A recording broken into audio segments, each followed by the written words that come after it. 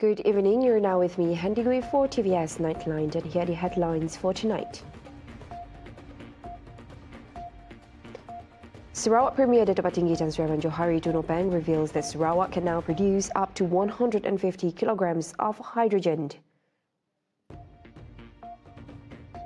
Also, Sarawak has been chosen as a satellite launch hub due to its strategic location near the equator.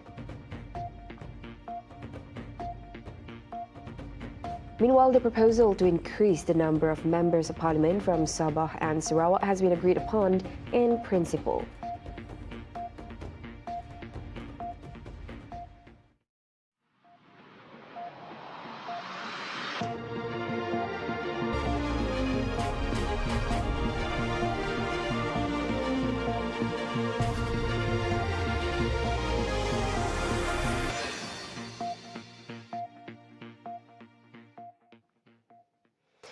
Sarawak Premier Dato' Patinggi Tan Sri Rahman Johari Tun Openg revealed that Sarawak can now produce up to 150 kilograms of hydrogen via new technology.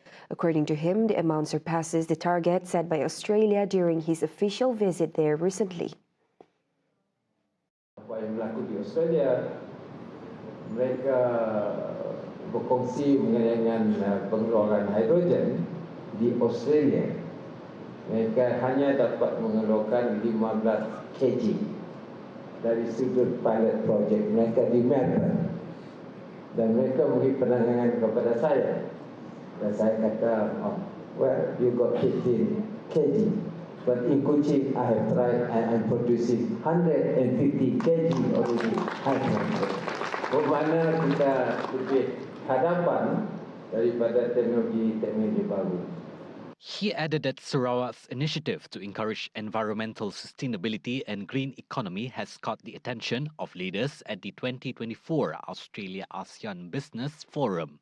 He said this recognition shows that Malaysia, specifically Sarawak, is a step ahead when it comes to the renewable energy sector.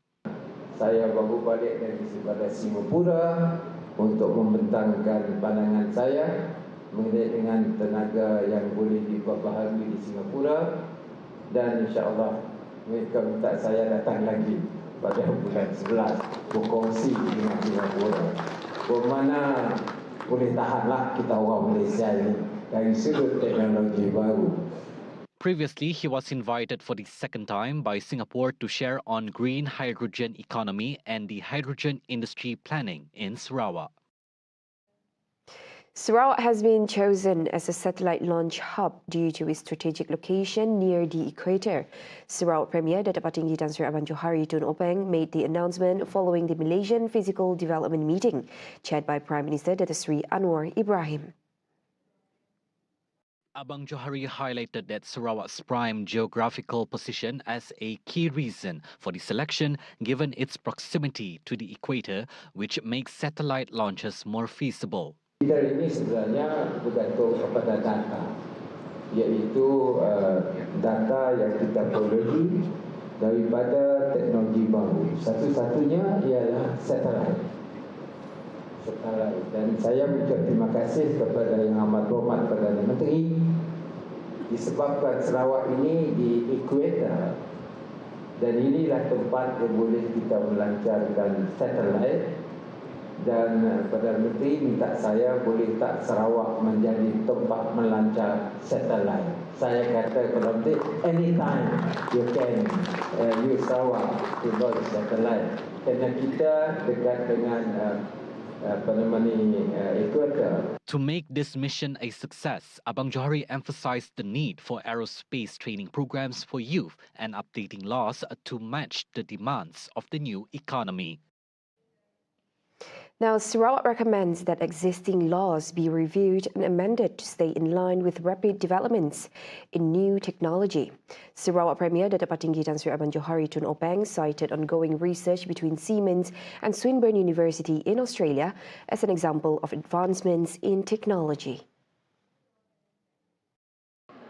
Bermakna kalau ini berlaku, kita terpaksa merangkap undang-undang yang relevan dengan keadaan semasa. Bermaknanya kalau daripada undang-undang tenaga kita terpaksa memindah mengambil kira teknologi baru yang digunakan. Kalau tidak, apa yang berlaku, tenaga transfer ini illegal. Kan? Kena tanpa menggunakan wayar. Jadi kalau itu berlaku, you have to have an ordinance to regulate the power generation. Itu yang saya maksud. Bermakna kita sebagai pemerintah hendaklah mengusulkan undang-undang yang relevan dengan teknologi baru. Termasuklah internet. Macam skema. Jadi terpaksa kita wujudkan yang boleh mengawal setia industri baru begini menerusi undang-undang. Abang Johari also referred to research on wireless energy transmission currently being conducted in Australia, which is expected to be implemented in Sarawak. If the research proves successful and the technology is adopted, he emphasized the need to establish ordinance to regulate the related industry. The proposal to increase the number of members of parliament from Sabah and Sarawak, a key issue during the Malaysia Agreement 1963 MA63 Implementation Action Council meeting on Thursday, has been agreed upon in principle. Sarawak Premier Datuk Patinggi Tan Sri Abang Johari Tun Openg confirmed that further discussions on the details will take place later. Dia ada dibincangkan, tetapi kita telah mencadangkan pandangan kita kerana di bawah MA63 dan juga di bawah report laporan IGC disebutkan bahawa mesti ada safeguard untuk mempertahankan representation in parliament dalam laporan tersebut. Bermakna interes Sarawak dan Sabah sekurang-kurangnya mempunyai 35% representation in parliament. Meanwhile, commenting on the doubling of the special grant allocation for Sabah and Sarawak to 600 million ringgit starting next year, Abang Johari expressed his gratitude to Prime Minister Datuk Seri Anwar Ibrahim. However, discussions on finalising the formula to determine the special annual grants to both states are still ongoing. Saya mengucap terima kasih sebab dalam perlembagaan sebenarnya review ini adalah dalam masa 5 tahun. Tapi Perdana Menteri telah mengumumkan dalam masa 2 tahun. Rahsia dengan tahun ini kan untuk dimasuk dalam bajetnya 2025 di bawah pimpinan Datuk Seri Anwar sekarang telah menambahkan begitu banyak peruntukan dari sudut 112D ini. Previously, the Malaysia Agreement 1963 Implementation Action Council meeting took place at the Sabah International Convention Centre, Kota Kinabalu, which was chaired by the Prime Minister and attended by Abang Johari, Deputy Prime Minister Datuk Seri Fadilah Yusof, and Sabah Chief Minister Datuk Seri Haji Noor. However, several other issues are yet to be deliberated, including stamp duty, the continental shelf, and royalties. 9 resolutions were agreed upon at the 2024 Conference of Parliamentary and State Assembly Speakers of Malaysia at the Dun Complex in Kuching. Dewan Rakyat Speaker Tan Sri Dr. Johari Abdul said each resolution will be brought back to every state legislature and government for consideration. At the same time, he urged both the federal and state governments to strengthen the role of the Speaker, emphasizing that the Speaker plays a crucial part in ensuring smooth parliamentary and state assembly proceedings. Jadi kita memohonlah kerajaan federal dan kerajaan negeri untuk respon. Kalaupun boleh tak boleh semua, apa yang boleh dululah ya. Kita prioritaskan.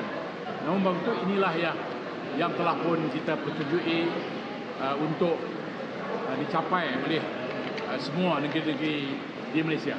Among the key resolutions was the call to guarantee autonomy for Parliament and state legislative assemblies through the drafting of the Parliamentary Services Act or the State Legislative Assembly Services Act, aiming to uphold the doctrine of the separation of powers between the legislative and executive bodies. TVS is set to showcase its highly acclaimed documentary Guardian of the Shore in Singapore. The documentary will be highlighted at the Waves of Change Festival 2024, WOC 24, hosted at the Art Science Museum from September 22nd to September 29th. When met by TVS, its director Mark Nyambang expressed his excitement over the selection for the screening at the festival. Produced by Kayu Malam Productions, Guardians of the Shore recently won the bronze medal for the Best Factual Program Made in Asia for a single Asian market category at the Content Asia Awards in Taipei, Taiwan. It also received a Special Merit Award at the 15th International Kuala Lumpur Ecofilm Festival 2023 in February. The film premiered on TVS in February last year. Guardians of the Shore has garnered significant recognition for its exploration of marine conservation along Borneo's coastline. The documentary highlights the unsung heroes from the Sarawak Forestry Corporation who are dedicated to protecting the state's marine biodiversity using artificial reef balls.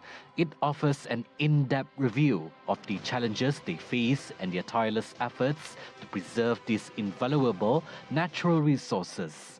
Sarawak's Reef Ball project has been recognized as the longest artificial reef in the world, with a reef ball barrier stretching 746 kilometers.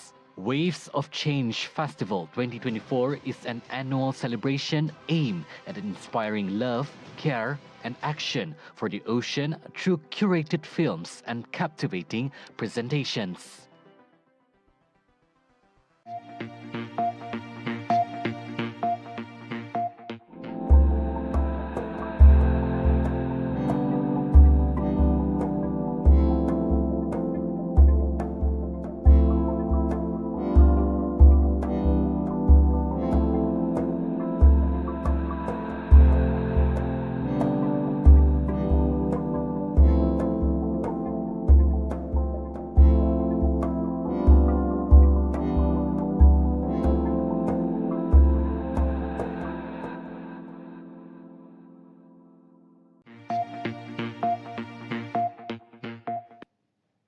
Welcome back. The 2024 Petronas Youth Football Closed Tournament, organised by Petroleum Nasional Berhad Petronas, set to kick off on September 14, is set to identify a new generation of players for Sarawak's football team. Kuching Division Football Association KDFA Football Development Officer Awang Azami Awang Idris said the initiative is a smart approach to nurturing Sarawak's football potential. Bagi saya lah, kita memerlukan kejohanan seperti ini seberapa banyak yang boleh. Saya harap satu hari nanti ada company-company lain yang sanggup menaja kejohanan-kejohanan seperti ini untuk mengembangkan bakat-bakat muda di kalangan pemain-pemain di Sarawak lah. He said this in an interview at the official launch of the 2024 Petronas Youth Football Closed Tournament, a joint initiative by Petronas and the Sarawak government held in Kuching earlier today. Meanwhile, Sarawak football legend Jalil Ramli stressed the importance of the tournament in discovering grassroots talents. So, salah satu daripadanya yang dianjurkan oleh Petronas ini satu usaha yang begitu murni. Dan saya mengharapkan sokongan padu daripada semua pemain dan terutama sekali bila kita bercakap mengenai youth football, keterlibatan ibu bapa harus diambil. Mereka harus menyokong sebab inilah tempat yang paling baik untuk pemain mempamerkan aksi mereka sebelum mereka pergi ke peringkat seterusnya. His sentiments were echoed by another state football legend, Burhanizan Abu Bakar, who expressed confidence in the potential of football in Sarawak. Okay, saya sarankan para ibu bapa dan players yang kata orang kaum B dari kaum B untuk menyertai pertandingan itu sebab ada peluang lain sebab peluang untuk menyertai pertandingan di situ masa tu kurang. So terima kasih dengan pengajar Petronas yang sudi menganjurkan pertandingan untuk bawah umur tu. Itu adalah peluang mana bakat-bakat baru untuk menonjolkan diri. The football tournament, scheduled from September 14 to November 16, 2024, will feature 56 teams competing in 4 age groups: under 10, under 12, under 14, and under 18. The Sarawak government applauds Petronas for its support in advancing football in the region. Deputy Minister of Youth, Sports and Entrepreneur Development Sarawak, Dato' Gerard Rentap Jabu said the Pioneer Championship provides a platform to discover future football stars and for young players to achieve their dreams. At the same time, Gerald also encouraged players to practice sportsmanship and fair play during the competition. Tapi dalam semangat kesukanan memang ada yang menang dan ada yang kalah. Anak kita berkelahi jadi padang saja. Ya, si boleh. Boleh tak? Dalam kita mengamalkan kod kesukanan safe sport, kita juga mengamalkan silaturahim di antara satu sama lain. Terutamanya kita daripada bagian-bagian ataupun daripada pekan-pekan di Sarawak yang telah hantar pasukan kita. He said this in his speech at the opening ceremony of the Petronas 2024 Youth Football Close Tournament in Kuching on Friday. In addition to the strategic partnerships of the region's football associations and academies in several districts, Gerald said that support from parents is also vital to the success of this championship. Meanwhile, Petronas Sarawak General Manager Norazibah M. Rabu disclosed that the championship is one of its initiatives to empower the football segment and the youth in both the state and the country, in line with Petronas's vision to strengthen sports and talent development. Norazibah added that this championship also marks Petronas's 50th anniversary celebration. Jadi, Petronas Youth Football Close Tournament 2024 bukan sekadar satu sambutan ulang tahun bagi kami. Ia adalah bukti komitmen kami terhadap pembangunan belia, mempromosikan gaya hidup sehat dan mengukuhkan ikatan komuniti melalui bidang bola sepak. Penganjuran kejohanan ini adalah selaras dengan kepercayaan asas kami, iaitu untuk mencipta impak positif dan berkekalan kepada masyarakat. The championship is also supported by official strategic partners, including the Kuching Division Football Association, Kuching City FC Football Club KCFC, the Sarawak Sports Corporation SSC, and official media partner TVS.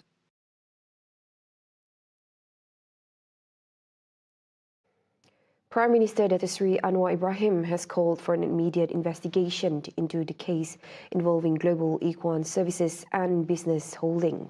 He emphasised the seriousness of the issues related to faith, abuse of power, misuse of religion, and potential abuse if the allegations are proven true.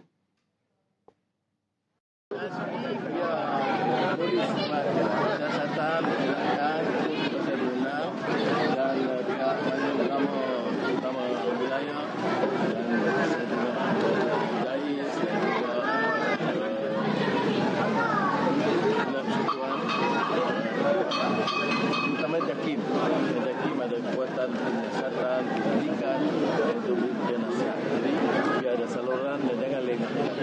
Kalau benar, ya, biar kaki semua akidah umat ini penting, besar. Soal penyalahgunaan kuasa, penyalahgunaan nama agama, atau penjeraan anak-anak, itu semua soal serius umat. Ramai yang tanya mengapa kelewatan dan kelengahan dalam ibadah. Saya telah bawa kebenaran ini supaya tindakan segera siasatan dan laporan. Earlier, the Inspector General of Police, Tan Sri Razaruddin Hussein, revealed that 13 children from GISPH shelters in Selangor and Negeri Sembilan were suspected of being sexually abused based on medical screenings conducted with assistance from the Ministry of Health, KKM, and the Department of Social Welfare, JKM. Now, the Legal Aid Department has been instructed to support children and their families who have been victims of sexual crimes and exploitation, as recently reported in Selangor and Negeri Sembilan. Minister in the Prime Minister's Department for Law and Institutional Reform, Dato' Sri Azlina Uthman, said in a statement the government will not compromise on matters of child abuse, as these children represent the future generation of Malaysia. Zalina stressed that the government has implemented various measures and initiatives, including amendments to the Child Witness Evidence Act, which was passed in the last parliament session. She said the amendments are timely as they provide for the competency of child witnesses to give evidence in any proceedings while eliminating the requirement for mandatory corroboration. Inspector General of Police Tan Sri Razaruddin Hussain has confirmed that health screenings conducted on 402 victims rescued during Op Global in Selangor and Negeri Sembilan revealed a mix of both recent and past injuries.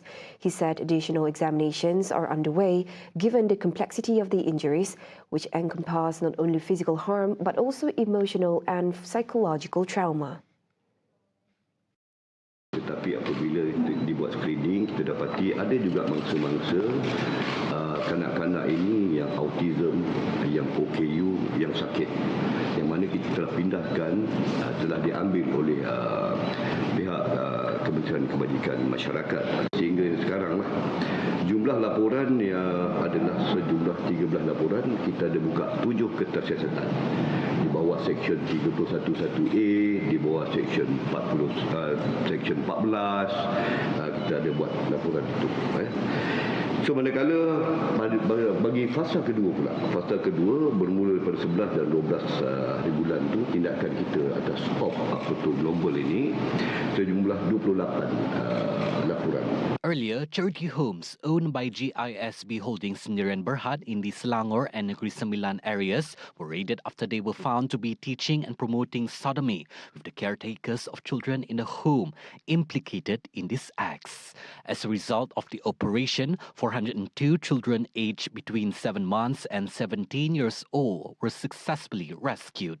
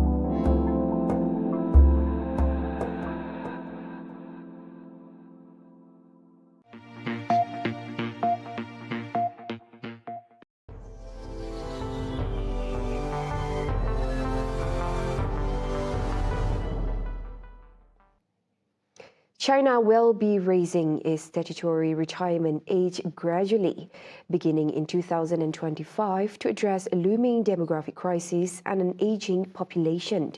This decision was made due to the hundreds of millions of people in China who are expected to enter old age in the coming decades, while the birth rate continues to decline dramatically. Meanwhile, mixed reactions from its citizens have emerged in response to the decision. Some support the move, citing the need to ensure financial stability and sustain the pension system as life expectancy rises. 第一反应就是我的退休金什么时候能给我？然后还是比较担心现在，还不是退休的问题，可能是。 比如说，要到一个35岁了，是一个就业很难的情况。然后，到底能不能从一个35岁就不用在流动的单位一直干到最后要退休的年纪？比较担心这个。会觉得有一点不想要工作那么久，但是我觉得，其实我也能理解这个决定，因为就是国家可能考虑到现在人口老龄化的这个问题，所以说，要解决这个问题，不得已才要推出这个措施。所以我觉得，站在一个宏观的角度来说，我也。 不是说不能理解这项决定。According to the state media, the move was based on a comprehensive assessment of the average life expectancy, health conditions, population structure, level of education, and workforce supply. The statutory retirement age for male workers will be gradually extended from the original 60 years to 63 years old. For women workers, the retirement age will be extended from the original 50 or 55 years to 55 and 58 years respectively, depending on the type of job. Wrapping up the Nightline, a pioneering private crew made history on Thursday by becoming the first civilians to perform spacewalks, as NASA held a giant leap forward for the commercial space industry. The SpaceX Polaris Dawn mission, led by fintech billionaire Jared Isaacman, launched early Tuesday from the Kennedy Space Center in Florida, journeying deeper into the cosmos than any humans in half a century since the Apollo program. With the 4-member Crew Dragon spacecraft adjusted to an orbit with a height of 700 kilometers, pure oxygen began flowing into their suit Thursday morning. Prior to the hatch opening, the crew underwent a pre-breathe procedure to remove nitrogen from their bloodstream, preventing decompression sickness. The cabin pressure was then gradually lowered to align with the vacuum of space. A short time later, Isaacman swung open the hatch and climbed through, gripping the hand and footholds of a structure known as Skywalker, as a breathtaking view of Earth unfolded below him. "It's gorgeous," he told Mission Control in Hawthorne, California, where teams cheered on important checkpoints. Isaacman and crewmate Sarah Gillis, a SpaceX engineer, spent a few minutes each performing mobility tests on SpaceX's next-generation suits that boast heads-up displays, helmet cameras, and enhanced joint mobility systems before returning inside. Extravehicular activity officially ended after an hour and 46 minutes following cabin repressurization. It was yet another major milestone for SpaceX, the company founded by Elon Musk in 2002. Initially dismissed by the wider industry, it has since grown into a powerhouse that in 2020 beat aerospace giant Boeing in delivering a spaceship to provide rides for NASA astronauts to the International Space Station. See the world closer with TVS as we bring you the latest news updates both locally and internationally. For more headlines anytime, anywhere, just head on to our official website at tvsarawak.my or follow us on our social media platforms. Those were the updates on TVS Nightline. I'm Handy Gui. Thank you for watching. Have a good night.